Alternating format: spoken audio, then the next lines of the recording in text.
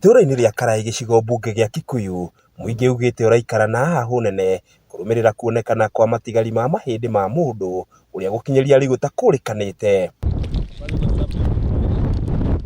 Kũringana nao, matigari macio maronirwo nĩ mũrĩithia rũriĩ-inĩ rwa Karai, na thutha ũcio aramenyithia mũnini wa cibu wa itũra rĩu. Rĩu niĩ kũrĩithia ndĩrarĩithagia, mwanake ũcio ũgwĩtwo Waikũ aroka aranjĩra toka wone ũrĩa ndona.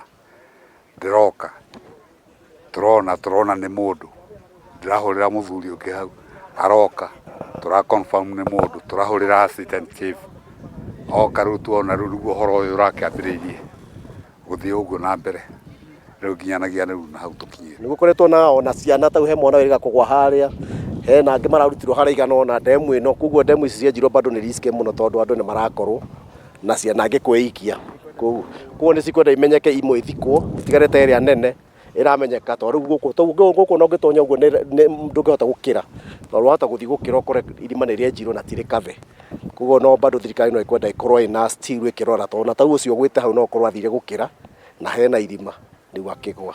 Na kuona mwena ũcio nĩ kwenjetwo marima maingĩ o hamwe na ndemu nĩguo kũgeria gũtangĩkĩra thĩna wa maĩ, aikari maroria thirikari gũthũrima marima mothe na ndemu nĩguo gũtigĩrĩra gũtirĩ na mĩĩrĩ ĩngĩ ĩngĩkorwo kuo. Tarĩu ũtarĩ mũikari wa gũkũ kwarahĩte ndũngĩkĩra ũkinye handũ no ũgũkuĩra kũu, na tũtikaraga tũrorete andũ gũkũ tondũ nona gũkũ tũtirĩ na andũ.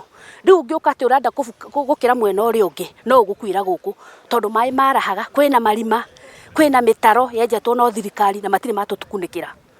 Rĩu ũguo nĩ tũrorwo mũno nĩ thirikari. Rĩu nĩ tũkwenda tũkũhoe thirikari ĩke uchunguzi tondũ kwĩna marima maingĩ mũno menjetwo gũkũ hĩndĩ ya kambĩni, koguo no twende marima macio marorwo matigakorwo mena mĩĩrĩ mĩingĩ akorwo andũ maroragwo magoka magaikio kũu, koguo no tũhoe thirikari yũke ĩke uchunguzi.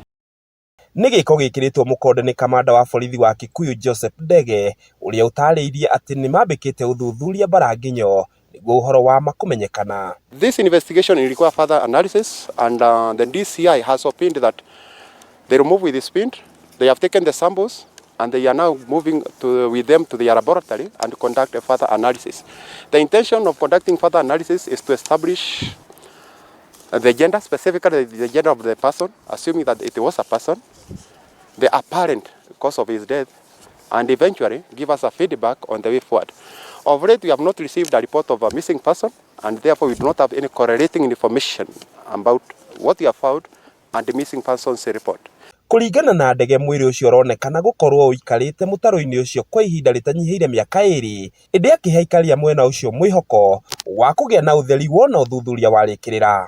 This place has been devoid of human activity until of late following the receding of waters. This is the time now we are finding increased human activity, and therefore the findings came at the right time. That is when we have the human beings encroaching the area, doing various activity, and as such, literally the place is out of bounds in terms of human activity, so to speak, going by the presence of the water masses that are around. Rĩrĩa mokaga maigua kwĩ mũndũ ũkwĩrĩire ndemu marutaga ũcio na matiroraga kana kwĩna ũngĩ, na tio mokaga rĩngĩ matũmaga mũndũ makahaya mũndũ wa gwĩthambĩra, koguo ti thirikari ĩrũgamagĩra makarĩha mũndũ ũcio. Rĩu no twende thirikari yaigua he kĩndũ yũke kosa ndemu ici ĩthiũrũrũke tondũ tũtiũĩ kana kwĩ mũndũ ũngĩ ũremeire kũu thĩiniĩ, ũguo noguo tũngĩhoya. Gũkinyĩria rĩu gũtirĩ famĩlĩ ona ĩmwe ĩyumĩrĩtie mwena ũcio ĩgĩetha mwendwa wao, gũkũ nao maabitha a ũgacerũ nĩ makuĩte matigari macio nĩguo gũtabania ũthuthuria makĩria. Mũingĩ wa itũra rĩrĩ ũrahoya maabitha ũtuĩria gũtabania ũthuthuria wao narua na mĩtũkĩ nĩguo kũmehereria hahũ ĩrĩa makoretwo magĩikara nayo.